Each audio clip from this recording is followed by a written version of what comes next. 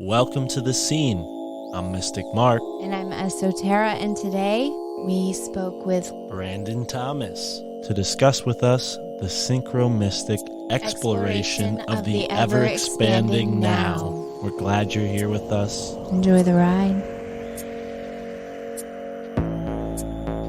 The system here that's been set up by ourselves also has shifted off and explored that part of itself. But both are incredibly necessary for the experience to transpire at all. So you have to have a part of yourself that plays the villain. You've got to have a part of yourself that plays the person that knows that there's a villain out there and wants to stop it.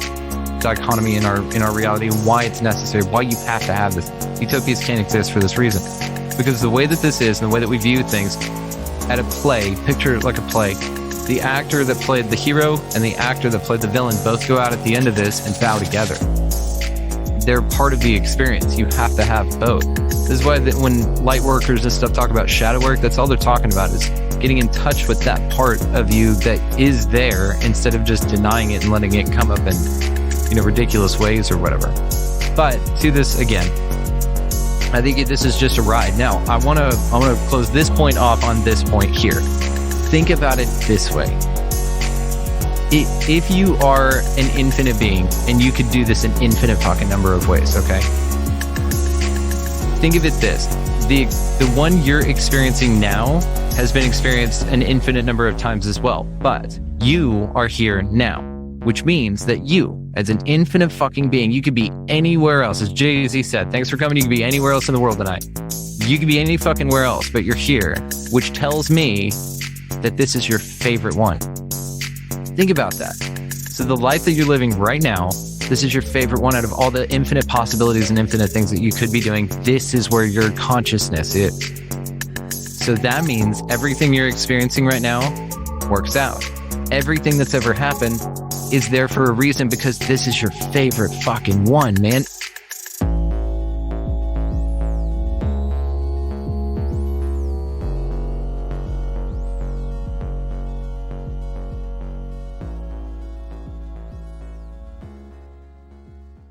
Thank you for tuning in today on the Synchro-mystic exploration of the ever-expanding now. We spoke with Brandon Thomas from the Expanding Reality podcast. And this is a value for value podcast. The My Family Thinks I'm Crazy podcast has not changed. It's still free, but the Synchro-mystic exploration of the ever-expanding now is value for value. So if you want to show us some love, you get the whole conversation right over on the Patreon, patreon.com/MFTIC. And that's how it is, folks. We don't just have full episodes of the SEEEN. We have video content. We have lessons. Join the family. Get involved. Learn some things. And expand your now. I guess I want to start by asking you a little bit about yourself, if you would, and how you got interested in expanding your reality, hence the name of your show, Expanding Reality Podcast. I mean, that's really the backbone of what we intend to do with this show is give people the tools, have conversations where we teach people how to actually change their life for the better. Yeah. That's what it's all about. It's been my mission for a long time, just personally, to give people back to themselves. That's kind of my mission here. It's that, and as a connector as well, like connecting and facilitating different things. Somebody has a need, and I'm like, I got a guy. I know somebody. But for quite a while now, you get to that point. I guess it was very late teens for me. A lot of stuff going on.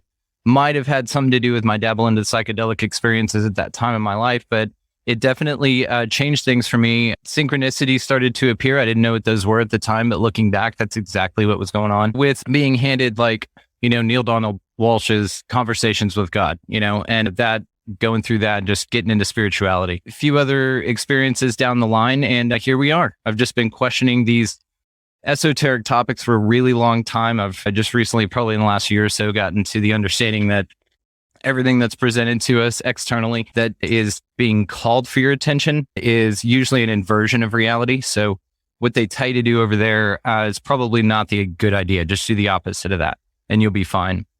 a boundless amount of examples. But yeah, you get to that point, man. It's spirituality, conspiracies, and all of it. That's what the show's about.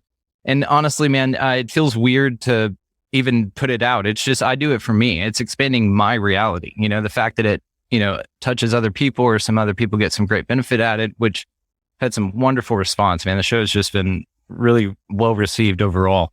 And it's just been an awesome ride, man. So we just keep expanding our reality, just one day at a time.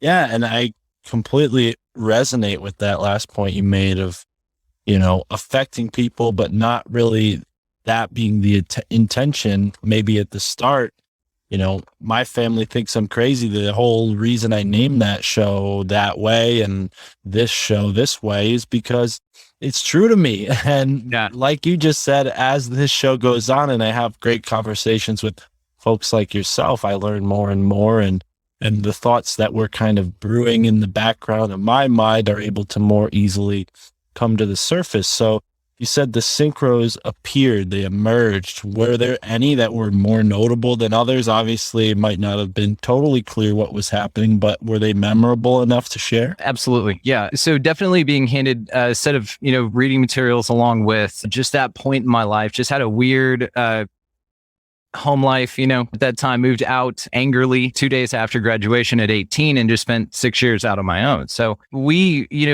go through those points in your life, and that's when you're questioning everything. And, you're in your, young adulthood, you're questioning everything anyway. You're trying to figure out who you are, where your place in the universe is, what the fuck is going on with everything around you. And that's really when you start exploring these types of ideas, because then, and for me, it was a lot spirituality first and then conspiracy theories. But the conspiracy theories really flipped everything on their head, man. That's when the whole system came crashing down for me.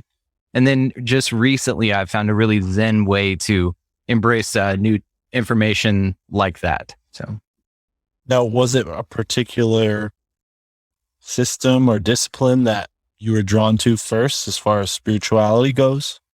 The first idea was, honestly, Neil Donald Walsh, Conversations with God, that book, because what it gave me was a perspective that, and it wasn't anything I really even considered beyond the upbringing in a Baptist church. Did not resonate with me after a while. And then this came into my life at a real lost point. I would say that I didn't have a compass, and I just kind of was roaming about, just like I said, trying to figure things out. When that book came in my life, though, the significant point to it was what it did for me, for my perception, was it changed the way that I looked at our relationship to the divine. And what I found in that is that in the writing, I don't know if you're familiar with the work, but basically the premise is he's having a conversation with God. That's exactly what it is. But he was frustrated at a really interesting point in his life. He just wrote on a piece of paper one night, why is this happening or whatever? Or why am I here? Or why shouldn't I kill myself? And then he got an answer. And that answer turned into like a 9-book series. And it's fascinating. The wisdom in it's amazing. But what was interesting in it was the wisdom that was in it. That's what was paradigm shifting. The thought that we're all one and that we're all connected. And that idea in print came to me in a spiritual form, as well as it did whenever, again, I was right at the time experimenting with psychedelics. So I was already feeling that oneness on a different level at that time as well. And so it was just these complete huge shifts that happened pretty much all at once. And it just took me in the direction I am now. And I'm grateful for that fork in the road, because it's made all the difference, And then the little synchronicities and shit, just like along the way, the people you meet that you look back now and you're like, damn, if I never would have met that person, I would have met this. And then you could track these things back. And now that I pay attention to synchronicities, and they're such a huge part of my experience of this now, it's something that's very obvious. And so therefore I can shuffle back in the Rolodex of memories there and apply them to those situations as well. Right. Yeah. That aspect of hindsight. I mean, that's something that I've been thinking about a lot lately. Tara reminds me of when I'm thinking maybe too logically and not as intuitively. I think that's, something that's important when you're understanding this new awareness, is to be able to process things in hindsight and maybe find that extra layer of meaning that was always there that you didn't perceive right away. And that's what it comes down to, is intuition first, logic second. That's really, Michael Wan and I were talking on the phone earlier, and that's something he said. Tara and I resonate with it, but it sounds like you do too. And I think that's a big part of understanding our reality, is having the awareness and the ability to sit back and let things sort of come to the surface and at their own pace, instead of like anxiously trying to find the answer that you might need at that moment. It sometimes is better to just let it go and wait for the meaning to come to you. Absolutely. Yeah. And you find this also whenever you do start to realize these things around you, you know, everything around you is the product of your decisions and your whatever. And so when you're a young adult, they were the product of usually your decisions guided by the restrictions of your home. And so now you're out on your own, you're doing your own thing. And so now you have a new perception and a new awareness. And with that, you tend to do it wrong, you know, like, especially when you start looking at manifestation and stuff like that, you tend to really screw it up. And you find out, you know, kind of like Edison, right? They say he didn't fail 1,000 times. He found 1,000 ways not to make a light bulb. You basically do that. You play that game with it and you kind of screw it up. But I think that yields the best results as well, man. Absolutely. Yeah. And I'm wondering, you mentioned conversations with God. How much does prayer play into your daily routine or your life? Because I know whether it's praying to the God of the Christian Bible or really praying to any deity, personally, I found more value in Native American spirituality. And I always sort of prayed to just a great, you know, all-encompassing creator. And I've found that it's added tremendous value to my life. Would you say the same? I would, and in the way that, and really just most recently, probably the last few years or so. But you know, we live out here on property and land, and so we've got different variety of species, and we're really in harmony with things like this. So we really get a close glimpse at what nature has to offer, and it's pretty interesting, you know, both sides of it or whatever. But you feel more connected in that way, and yeah, man. I mean, it's just that's.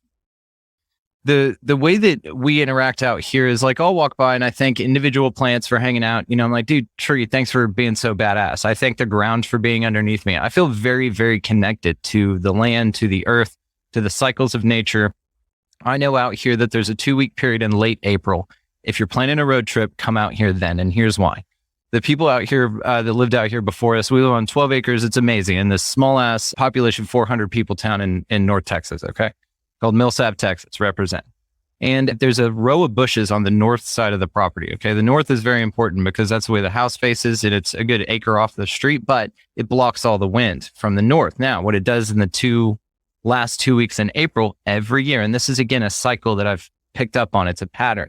This wasn't in the instruction manual they left with the property, right? And so what happens is they bloom these white flowers, dude. And it's the most incredibly beautiful, fragrant thing. And there, I would say 50 of these, and they're huge bushes. They get like 15, 20 feet tall, but they bloom these white, I mean, thousands of white flowers all over. The smell is incredible. It also then attracts thousands, and I'm dead serious, thousands of freaking butterflies, dude. And it is like one of the most magical things on the planet. And you go out there underneath them, the wind hits them just right. This is what you smell when you open your, you know, front door in the morning. This is what you smell when you open your car door when you get home. And to be greeted by this nature, this aspect of this place that we all live, but not all of us get to enjoy, is one of the biggest things that I'm so grateful for, man, because I do get to get more connected. So yeah, it's what you said about talking to spirits and stuff. I live that everywhere. It's all around me all the time. Yeah. And just expressing gratitude, I think, is the most fundamental part of it. I'm so glad you reminded me of that, because that is all you really need to say. I think a lot of people might get a little too much in their head or maybe feel overwhelmed, like, oh, I'm going to go do this big ritual. But it's as simple as expressing gratitude for the natural world. And something like a fragrance is so subtle and has that effect on your subconscious. It really does alter your reality. It does. And associated with that smell, which is already 100% on its own, would be magical as hell. But it's associated now, and especially in my mind, with the butterflies that fly in and all the bees that come in, and sitting underneath it and just enjoying this incredible spectacle that's a gift for me that I am incredibly grateful for. And we could definitely dive into gratitude if you want. I think it's one of the most important things on the planet. And again, very underutilized. I mean, we could talk about whatever you want, man. This just reminds me of sitting out and watching the birds come and eat their seeds, and the butterflies and the squirrels and the rabbit. Yeah, we got 2 rabbits and the skunk the other night. We have a very similar kind of atmosphere. The landscape itself has so much to offer as far as magic, but if you're not in the right mindset, if you don't tune yourself into it, you might not be able to understand it or even perceive it at all, because I think so many people take these natural spaces around us for granted, and then they don't experience it. They, they litter and they drive their car fast and they, just do all these things that are anachronistic to nature. And they don't realize that they're subtly expressing disgratitude for the place that they're in.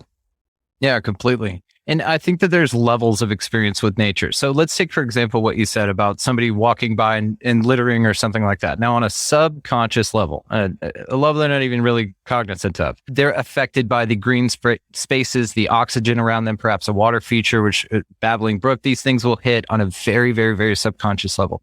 They are calming, they are effective, even though not evident. But then you've got people who can just appreciate nature for what it is. Notice a little squirrel running around, and that's awesome. Be grateful that you've got a space like that in wherever you live that you can enjoy. Be grateful that you're not one of those assholes that litters, right? I say that at the end of every one of my shows. I give a little PSA, and that's part of it. I pick up a piece of litter. Anyway, but then there are people who can take it to different levels as far as being incredibly knowledgeable about what the land actually has to offer, even in a little space like that, like a little weed that pops up. Somebody's like, oh, you can make something dope out of that.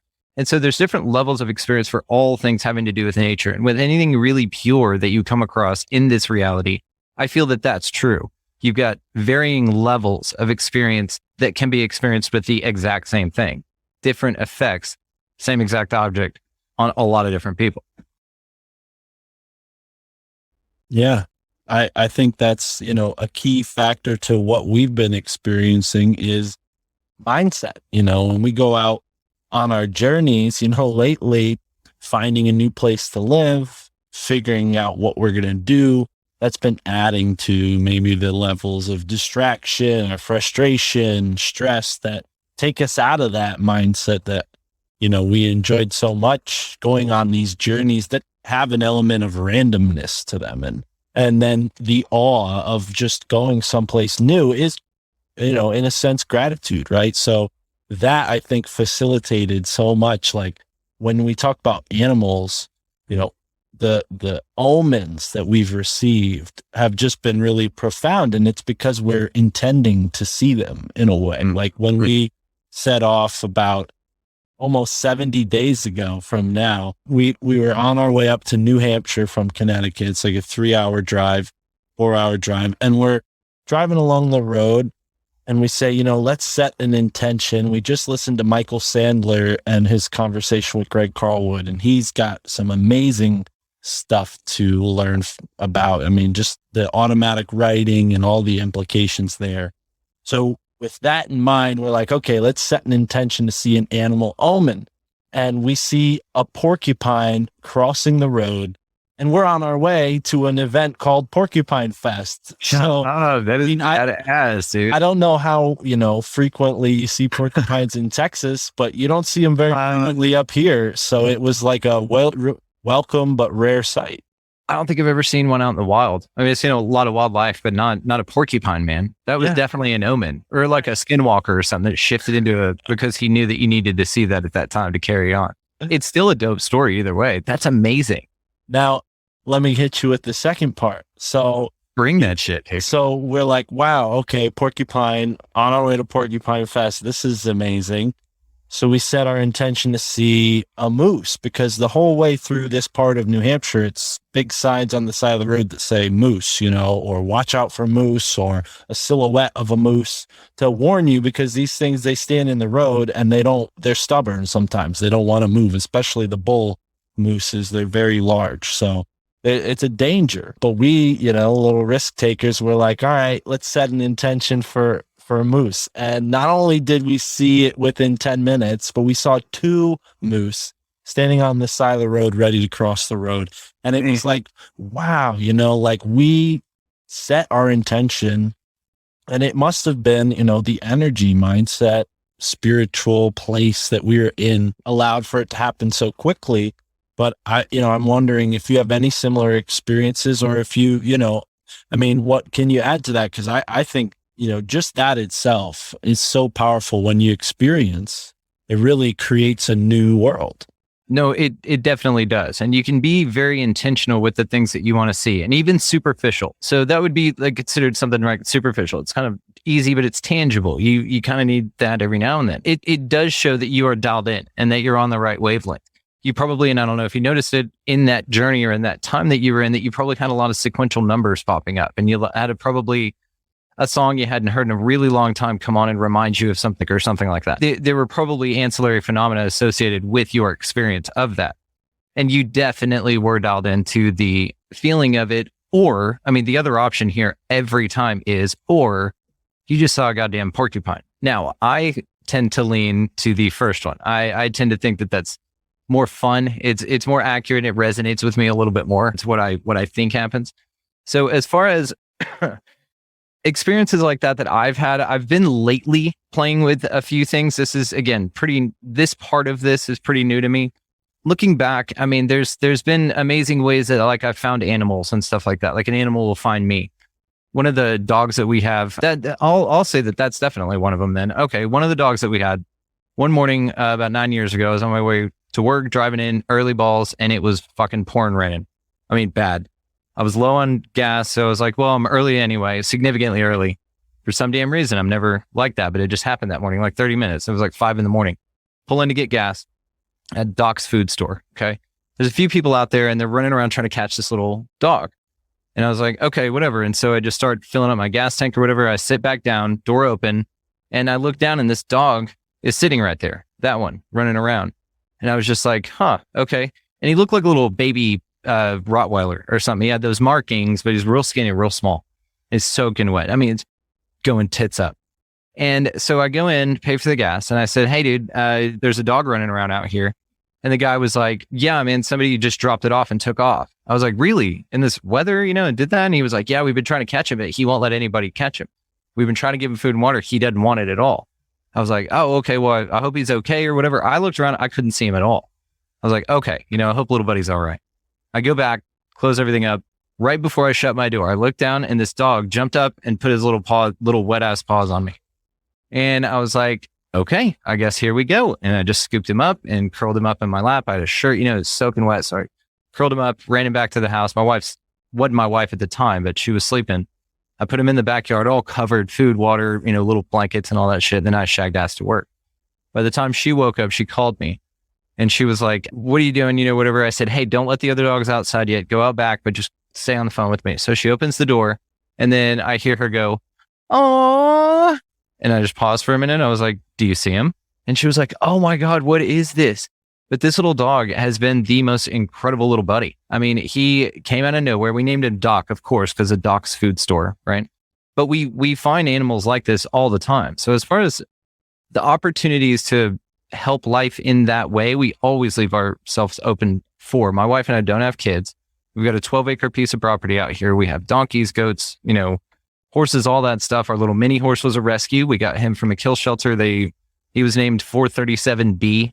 And so we named him Littlefoot instead and got him out here. He had some foot problems that we paid to get fixed, and he runs around and he's awesome.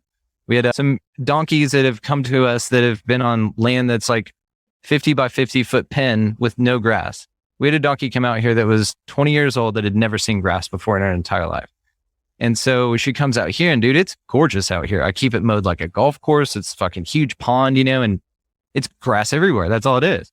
And she just stood at the end of the trailer and stared down at the ground and just didn't step off. Like she didn't know what she was, like the floor's lava kind of thing. She didn't know what the fuck it was. So it's those opportunities that I find that we can be helpful with, and we'll rehome to the right places. And, and our rehome experience of these, entities, these beings on this planet that need our help, it has been people who like call and they're like, what's the little goat's name? And I'm like, Henry, but you can call him whatever you want. You're rescuing him, so he's your goat now. And they'll come over here, and in the 6-hour time it took them from when we agreed to meet and then met to pick up this animal that they're rescuing, they had his name monogrammed on a collar for a goat. And it's like, these are the kind of people that you draw in when you send this energy out. Like, this is the kind of shit that happens. All these amazing, wonderful things, these opportunities to be who you really are, which that's all any moment in this life is, right? Wow. Yeah, that's awesome. I had no idea any of that was going on over there, Brandon. I mean, sounds to me like you need a food forest in your yard as well. We got to get you in touch with Jim Gale. Yeah, you're the second person that's told me that. We actually have a really great setup out here. I've got a massive garden that I built, like with arboretums and shit. It's really cool. Yeah, we've got that going on. Yeah. Yeah. What do you have growing so far? We've got peppers. We've got 3 different kinds of cucumber, cilantro, herb, a ton of herbs, stuff like that. But a lot of peppers and herbs. And then we have eggplant this time, and we'll do a corn closer to the fall. Now, in this realm of intention and growing your food yourself, have you noticed since doing that? I don't know if this is something you've done your whole life, but for me, I'm in a suburb. I've lived in between, in Connecticut, we're in between New York City and Boston. So it's pretty much, there's rural areas, but it's very much, a cityscape feeling. So I've, eaten from grocery stores most of my life until I started working at a farmer's market, and I started getting, different farm to table type meals that really were one step towards living a healthier life. But I wonder, how much growing your own food has made a difference in your overall health and on that spiritual level of health. Yeah, we grow some of our food, but we still go to the store and all that stuff because we just do it as more of an experiment. We're trying to figure it out. We're learning, but it's not enough to sustain us. We still have to go to the store and shit. But I love it though that now it's significantly different. Like the herbs are completely different. The peppers are incredible. I've learned stuff like if you want hot peppers, you have to basically torture them. So you don't water them as often. And when they get stressed, the peppers actually get significantly hotter before you pick them. So it's little things like that. Now we do stuff like that and pickle and all of that. But like I said, as far as sustaining us indefinitely, not now, but eventually, hell yeah. Yeah, that'd be wonderful. We've got the land for it. That's the thing. Right. So food, water, have you put any thought towards catching your own rain? I know that's illegal in some states, but what are your thoughts on that? Have you looked into that at all? My thoughts are I live in Millsap, Texas, and it's population 400 and nobody would say shit. We could do anything we want. I could, with you right now on this microphone, walk right over there and shoot a gun. No problem at all. We hear gunshots out here all the time because we live in the country. It's just how it happens. So we're very free out here now. As to your point about catching water, yeah, that's a huge plan out here. I've built a pretty significant barn out here, and so it's got a lot of surface area for roof. So the plan is to run a gutter off that and have a cistern at the back of it and just pump it up. So yeah, no, we're working on that kind of stuff. That's awesome. Yeah, I definitely feel like, here in Connecticut, we are in kind of like a green oasis. We're very close to the shore. We have a lot of green and we get this sort of updraft of the Gulf Stream that makes it more, climate. It's warmer than it would be. So, but I'm wondering, in Texas, what are the seasons like? And is that something that's factored in with having animals? And because you're up there in the northern part of Texas, though, it can't be that hot. It's still very hot. It's still Texas, right? No, so we're like Dallas, Fort Worth, and we're just west of Fort Worth. So we're still in the Metroplex. Dallas is like 2 hours away from us. So as far as the seasons go, in Texas in particular, we really just have 2.5. So what you get is you get summer, and that's insane and intense and crazy a lot of the times. Then you have a couple of weeks, like a quarter fall, and then it goes straight to winter. And then it's winter for a really long time. And then you go straight to spring for about 2 or 3 weeks, and then boom, right back into summer. And that's usually how it works. So the best parts of the seasons, they're very, very, very short. And the most intense parts of the seasons are very, very long. Yeah, I wonder how that plays into the overall spiritual culture of the land. I mean, something that makes you tough. Yeah. I think weather manipulation has been on our minds recently. There was an episode of Tinfoil Hat that just came out with Jim Lee talking all about that. Mm-hmm. I'm glad you listened to it. Yeah. And one thing that he mentioned at the end that stuck with me was don't talk about climate change unless you know who the climate changers are. But to bring it even further back on a metaphysical level, I don't know if you listened to Dan Winter's interview on Greg Carlwood's podcast. I've not, but I will. Yeah, it was really interesting. And he brought up this idea that shamans are steering tornadoes with the right amount of intention. And I'm like, wow, we can change the weather with our minds, quite literally.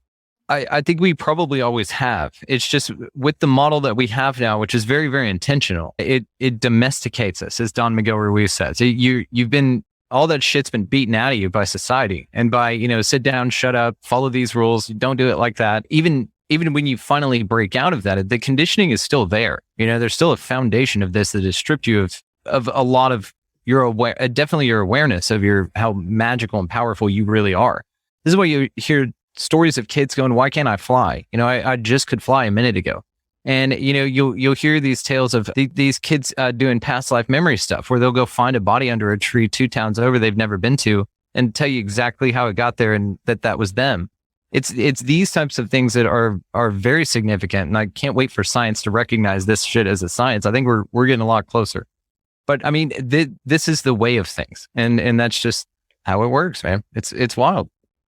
Yeah. I wonder, we talk about playing around with these things, but how much of it, we can actually turn into a sort of practice and then begin to implement them. And instead of just it being kids who are still, sort of not totally strangled by the tentacles of society, how do we bring that back? I mean, play and fun, being silly. I feel like these are ways that most people, kind of are like, oh, I'm an adult, I'm too serious, I can't, I only have fun when I like watch something on TV or a movie that's funny, or maybe like jokes in conversation. But like the idea of being silly or playful, I think is a part of what makes kids so connected to that other side of things. And then, we can get into imagination and how much it feels like people are devoid of imagination for the most part. I mean, particularly the folks that are, going along with the,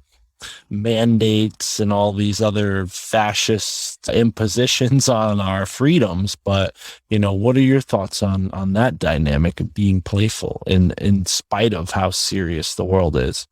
I think it's crucial. I think it's the key. I think that's the missing link. That's what everybody needs, because there goes with it a vibration. I mean, and that's all the shit is. You're just vibrating. And so whenever you raise your vibration, I mean, this is when new things start to appear in your life. You'll find some dissonance and then resonate. Everything then around you will resonate at that as well, because the like attracts like.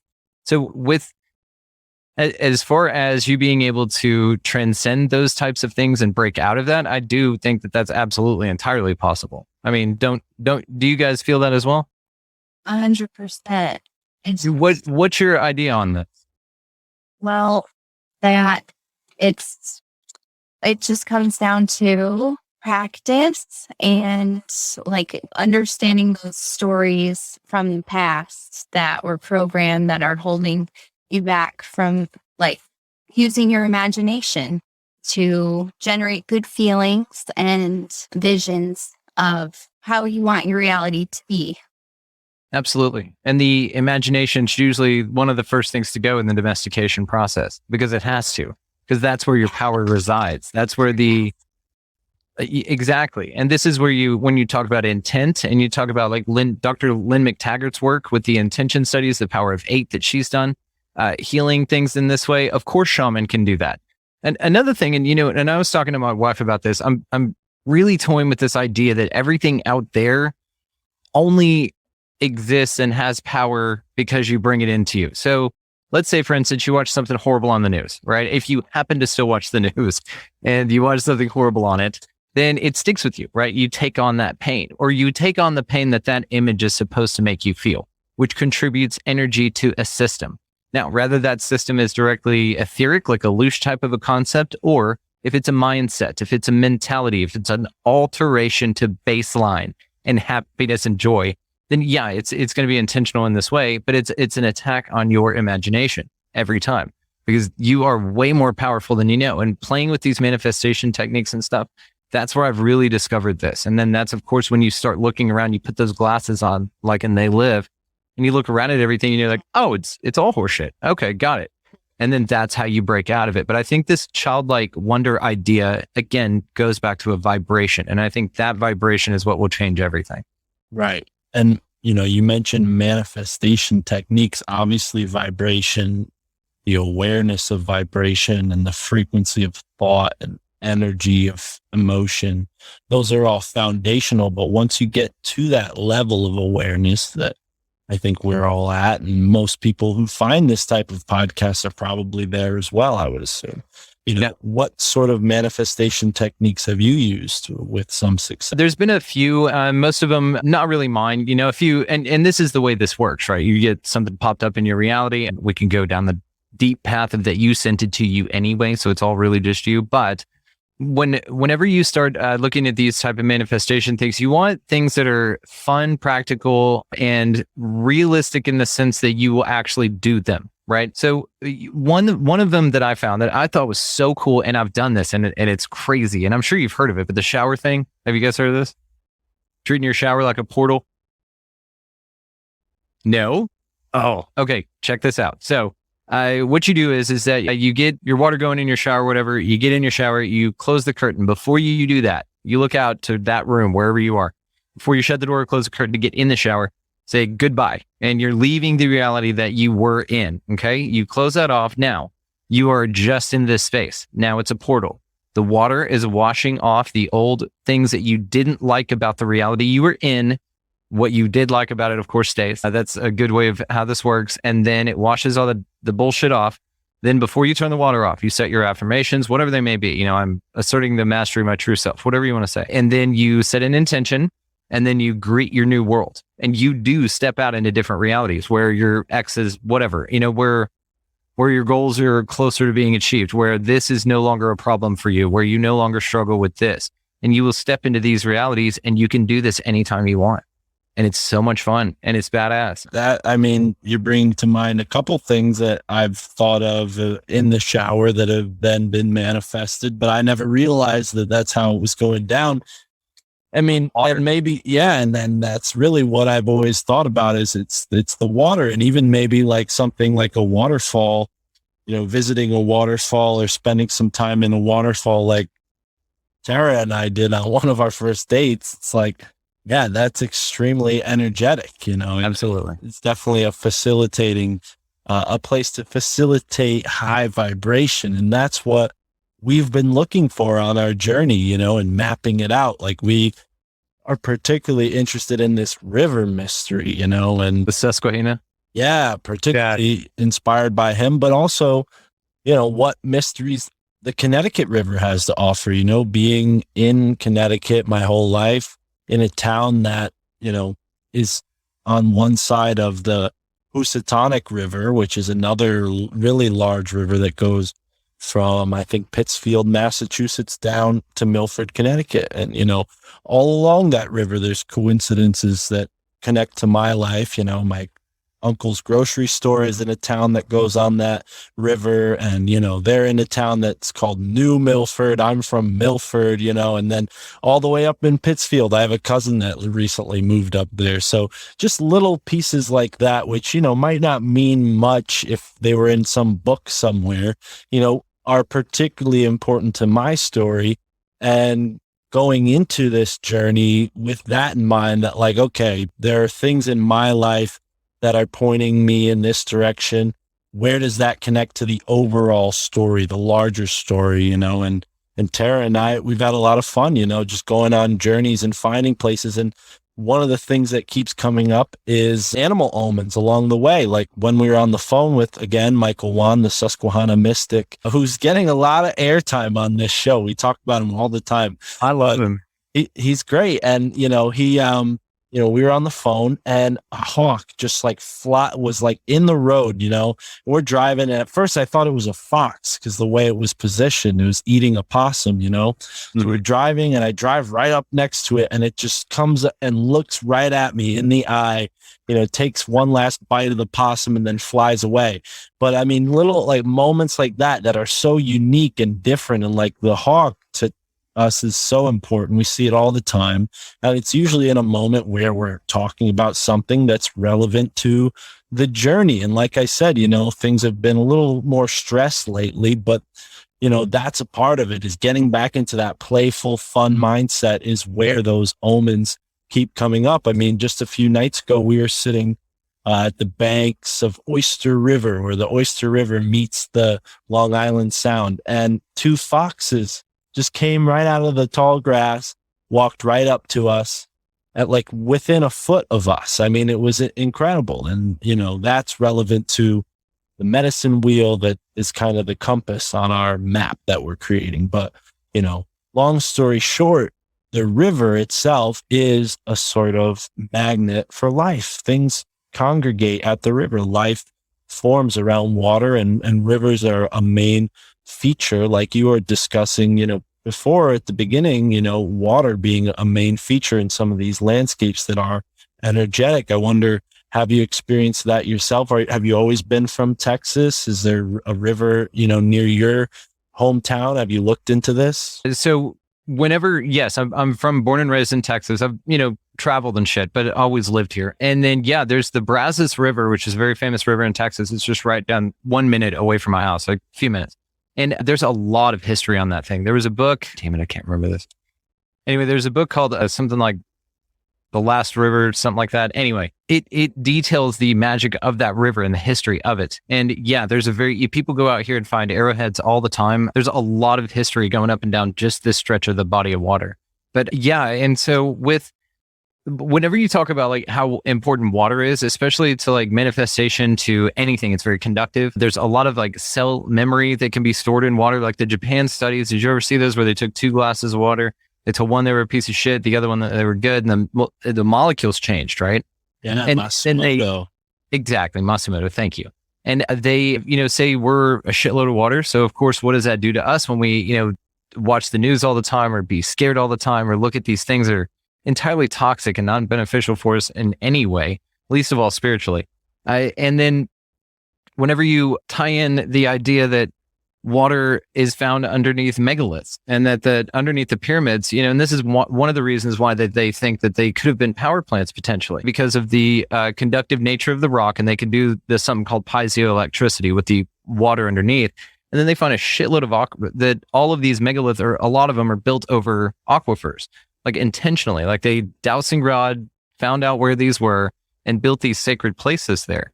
And this wasn't for nothing. And so with these ideas though, you know, like in the shower thing, you're setting your intention into that water. That water is then going back into the earth, and the universe is manifesting these things, washing away the bullshit, recycling it for you, and then only moving you into the direction that you choose to go to. And that's the best part about this. You set the next reality that you go into. Do it as many times as you like. It's a blast. Yeah. No, I mean, that's adding so much more to it for me, because the shower point, I mean, it's a shame, you know, with the water, the quality in some places. I feel like, you know, maybe we're a little better off here in Connecticut, supposedly some of the best water in the country, not trying to brag or anything, but yeah, that's a hard flex, bro. That's why we get the best pizza as well, you know, because it's in the dough. But either way, you know, it's all about water, man. Water is life. And that's why I brought up the question about where you are in Texas in the seasons, because I know, you know, it could be pretty dry in some parts of the country. And like, we were just talking to Tony Merkel, who is making a change, like a lot of people, to move out of a city. Sounds like you're pretty set up. You're out there. You got your land, you got your food growing and water on lock, so you're fine. But I'm like, you know, thinking, you know, to people who are maybe in a position like us where we're like, you know, renting and like still don't own property ourselves, you know, what the best move is coming into this new techno transhumanist landscape where they're trying to push people more and more into cities, you know. Like, what are your thoughts on the future and what that holds with this synchro-mystic spiritual mindset? There's a very long answer to this, which I tend to get diarrhea of the mouth, so I'll probably give you that one. But it basically, if reality is controlled by you and there are these things external, I've really been messing with this idea lately, and this is why I bring this up first. Then none of that shit could happen, like at all. It could just be, again, something you're seeing on a screen. Because let me ask you this. How affected by COVID do you think the people of Sentinel Island are? How big of a shit do you think they gave a shit about the politics? And do you think that they're all stressed out over what the Kardashian wore to that last. No, they don't give a shit. And they're living great lives. I mean, they'll stab you if you come on their place, but they're living great lives. They're not negatively affected by the shit. And so that's the choice that you've got all the time. And I think that this is just a huge system. You know, it's not an us versus them. It's the shitty lizard fucking overlords versus whoever doesn't want to be that. And it's always an option to take that on or to just not. I've been saying it for a while now, and I talked to Sam about this on Zero, about tend the garden you got. I mean, because that's all you can do. So worrying about what's going on over there, we know it's bullshit. We know it's theater. We know it's politics. And revisiting that doesn't help anything, least of all you. There are wonderful resources out there for people who are falling on that sword and taking on that energy and telling us all about these things and how important they are. And they're absolutely right. And when I need them, they're there. And I dip my toe back in that water for as long as it doesn't fuck with me. And then I'm back out. But like I said, the tend the garden you got thing, that's what you have control over, is what's in your immediate space, your mind, your emotions, what you look at, what you read, what you do with the property that you've got, what you do with the time that you have, with your attention, which is your most valuable commodity. So paying attention to those things is what I feel most drawn to do. And especially lately, man, because I was the Paul Revere type. I was the one running around, fucking, they're going to kill you all. The goddamn FEMA camps, you know, and I'm been there. And that fucking plane they show is an inflatable, by the way. Everybody knows that. Nobody's fucking around with this still, right? Have you seen that? No, which one? I don't know how far you want to go with this shit, but just the recent thing that happened over in Afghanistan last week or whatever, the airplane that everybody was jumping on and sitting on. Did you see it? No. Okay. I'll send you a picture of it here. But it's fake.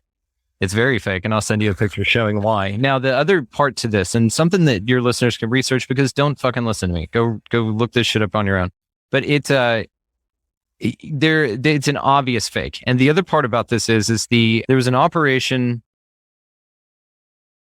I forget the damn name of it. Operation starts with an F. Operation something in World War II that Patton was a part of, actually.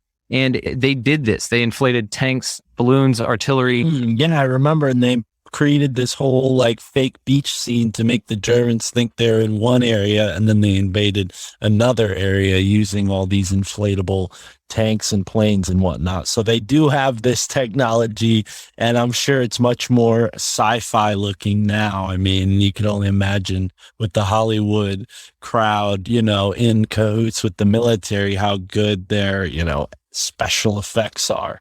Mm-hmm. And so, you know, and you could take that a few ways, right? But this damn thing is not a real plane. Now, they may have shown a real plane, a real C-130. But I sent you the picture. What that is, the top one is a real plane. The bottom one is what they showed you on the news, telling you that that's a real plane. This is what's so interesting about this. It's bullshit. It's fuckery. But we know it's fuckery. So most of us do. But the people that are driving the decisions that other people make, you know, the masses, the sheeple, as we love to call them because it's accurate, that's the shit those are the people that believe, you know, the official stuff. That's the problem, you know? Yeah. Yeah, it definitely looks like it's just kind of moving along, being dragged by lights. Being dragged. You could tell the windows are a very important one. They don't reflect anything. You can't see anything in the cockpit. They're obviously painted on. You can also see by the sheen that it's one continuous flow. There's no release valves or sensors on the side. And all those people underneath it are carrying the damn thing. They're not running it. It's a military plane. They wouldn't move it with a bunch of people around it. Anyway, but that kind of fuckery can throw you off, and it'll piss you off. Something on Higher Side Chats, actually, that I heard was Gordon White. One of the most amazing things that he said in that interview that really stuck with me, because Gordon White's fantastic, of course, Greg Carlwood as well, was that your response to the crisis is part of the crisis. So what that means is that how you lose your shit and how you run around and freak out, contributing negative energy to the system, creating dissonance, creating divide, because nobody wants to talk to you, no matter how fucking right you are. If you're running around yelling at them that they're all going to die and that they're wrong and all that shit, nobody wants to hear that shit, man. But it creates a divide. So whenever you do that, you are feeding into that system. That's your reaction to the crisis. Part of it. They plan for wahoos to do that. The best advice I could give anybody with any fucking thing like this, even if we are marching towards totalitarianism, we're not there yet. And do what you can to stave that off in whatever way you can. Of course, passively. Don't wear your goddamn mask if you don't fucking want to. Don't get this fucking thing if you don't fucking want to. That's the way that you fight back. You don't participate in it. And especially if you see somebody else being harmed, of course, stand up, all these great things, just adult shit, you know, normal human stuff. But Don't take on the negative energy of this, because then that's what you identify with, and it'll make you bitter, man. It'll rob you of the joy of now, which that's all you fucking got. I want to close on this point here. Think about it this way. If you are an infinite being, and you could do this an infinite fucking number of ways, okay? Think of it this. The one you're experiencing now has been experienced an infinite number of times as well. But you are here now, which means that you, as an infinite fucking being, you could be anywhere else. As Jay-Z said, thanks for coming. You could be anywhere else in the world tonight. You could be any fucking where else, but you're here, which tells me that this is your favorite one. Think about that. So the life that you're living right now, this is your favorite one out of all the infinite possibilities and infinite things that you could be doing. This is where your consciousness is. So that means everything you're experiencing right now works out. Everything that's ever happened is there for a reason, because this is your favorite fucking one, man. It doesn't want to be fucking Jay-Z. You're here now. Now, Jay-Z, if you listen to this, yeah, that is what you wanted to do. But what I'm saying is that anybody hearing this, no matter where you are, think of your life that way. You're an infinite being having this experience, and you chose to be in this one, which could only tell you that it's your favorite one. This is the one that's the most magic. Love that so much. That's exactly where we want to be with the synchro-mystic exploration of the ever expanding now. And I don't see a better place to. Yeah, Nice. That's what I'm talking about. We are here, brother. We have arrived. Yes. So with that, folks, please go check out the Expanding Reality Podcast. You can go to expandingrealitypodcast.com. Brandon Thomas, where else can they go to find you and follow up on all the great work you do? Well, thank you for saying that. And thanks again for having me, guys. This was incredible. Really, I do. You guys can, like you said, expandingrealitypodcast.com. I can be contacted through there. There's links to all the socials and shit on there. There's a whole YouTube version of this, which is great. So you can go watch the videos and stuff. Had some incredible interviews, man. I cannot wait to add you as well, Mark. But that's where y'all can find me. I'm not hard to find. So reach out. I love the audience. You guys are, I have the best. I call them my soul tribe, and they're amazing. They're absolutely incredible. Right on. Yeah, I think we call them heroes. Is our heroes. Anybody who signs up the Patreon is our hero. That's cool. I love it. But with that, folks, thank you for tuning in wherever you are in the now. And remember what Brandon said. I'm going to put what you said. Can you say what you say at the end of your podcast right now? Because I usually say, have a great moment wherever you are in the now, but we can add your sign off as well. I love it. I'm grateful for the opportunity. So here we go. All right. Go out into your week this week, guys. Pick up a piece of litter.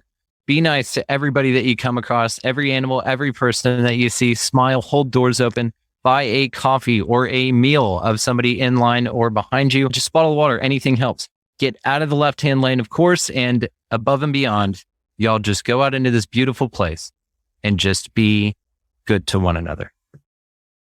Thank you so much. All right.